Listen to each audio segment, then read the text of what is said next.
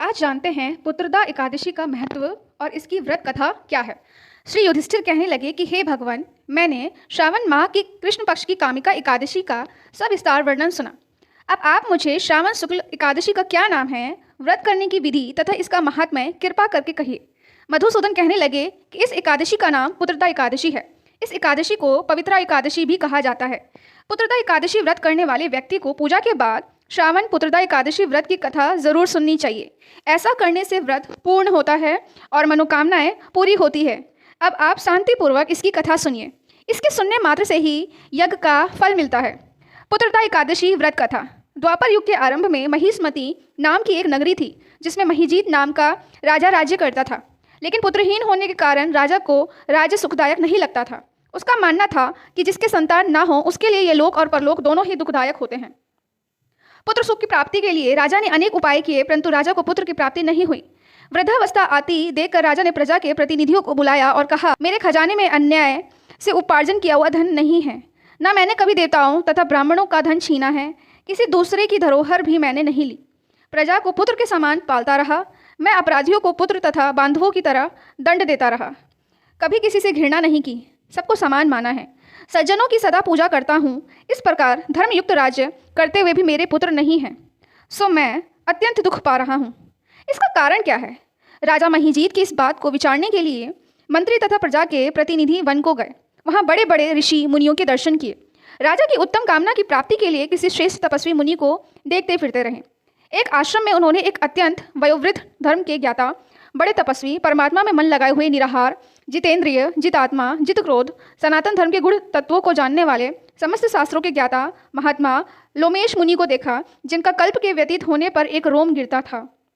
सबने जाकर ऋषि को प्रणाम किया। उन लोगों को देखकर मुनि ने पूछा कि आप लोग किस कारण से आए हैं? निःसंदेह मैं आप लोगों का हित करूंगा। मेरा जन्म केवल दूसरों के उपकारों के लिए हुआ है, इसमें संदेह मत करो। लोमेश ऋषि के ऐसे वचन सुनकर सब लोग बोले, हे महर्षि, आप हमारे बात जानने में ब्रह्मा से भी अधिक समर्थ हैं, अतः आप हमारे इस संदेह को दूर कीजिए।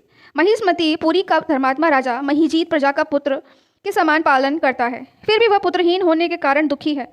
उन लोगों ने आगे कहा कि हम लोग उसकी प्रजा हैं, अतः उसके दुख से हम भी दुखी हैं। आपके दर्शन से हमें पूर्ण विश्वास है कि हमारा यह संकट अवश्य दूर हो जाएगा, क्योंकि महान पुरुषों के दर्शन मात्र से अनेक कष्ट दूर हो जाते हैं।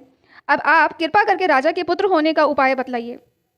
यह वार्ता सुनकर ऋषि ने थोड़ी देर के लिए नेत्र बंद किए और राजा के पूर्व जन्म का वृत्तांत जानकर कहने लगे कि यह राजा पूर्व जन्म में एक निर्धन वैश्य था। निर्धन होने के कारण इसने कई बुरे कर्म किए। यह एक गांव से दूसरे गांव व्यापार करने जाया करता था। एक समय ज्येष्ठ मास के शुक्ल पक्ष की द्वादशी के दिन मध्याह्न के समय जबकि वह 2 दिन से भूखा प्यासा था, एक जलाशय पर जल पीने लगा। उसी स्थान पर एक तत्काल की ब्याही हुई प्यासी गौ जल पी रही थी। राजा ने उस प्यासी गाय को जल पीते हुए हटा दिया और स्वयं जल पीने लगा। इसलिए राजा को यह दुख सहना पड़ा। एकादशी के दिन भूखा रहने से वह राजा हुआ और प्यासी गौ को जल पीते हुए हटाने के कारण पुत्र वियोग का दुख सहना पड़ रहा है। ऐसा सुनकर सब लोग कहने लगे कि हे ऋषि, शास्त्रों में पापों का प्रायश्चित भी लिखा है, अतः जिस प्रकार राजा का यह पाप नष्ट हो जाए, आप ऐसा कोई उपाय बताइए। लोमेश मुनि कहने लगे कि श्रावण शुक्ल पक्ष की एकादशी को, जिसे पुत्रदा एकादशी भी कहते हैं, तुम सब लोग व्रत करो और रात्रि को जागरण करो, तो इससे राजा का यह पूर्व जन्म का पाप अवश्य नष्ट हो जाएगा, साथ ही राजा को पुत्र की अवश्य प्राप्ति होगी। लोमेश ऋषि के ऐसे वचन सुनकर मंत्रियों सहित सारी प्रजा नगर को वापस लौट आई और जब श्रावण शुक्ल एकादशी आई तो ऋषि की आज्ञानुसार सबने पुत्रदा एकादशी का व्रत और जागरण किया। इसके पश्चात द्वादशी के दिन इसके पुण्य का फल राजा को दिया गया। इस पुण्य के प्रभाव से रानी ने गर्भ धारण किया और प्रसव काल समाप्त होने पर उसके एक बड़ा तेजस्वी पुत्र प्राप्त हुआ। इसलिए हे राजन, इस श्रावण शुक्ल एकादशी का नाम पुत्रदा पड़ा। अतः संतान सुख की इच्छा हासिल करने वाले इस व्रत को अवश्य करें। इसके महात्म्य को सुनने से मनुष्य सब पापों से मुक्त हो जाता है और इस लोक में संतान सुख भोग कर परलोक में स्वर्ग को प्राप्त होता है। जय श्री हरि।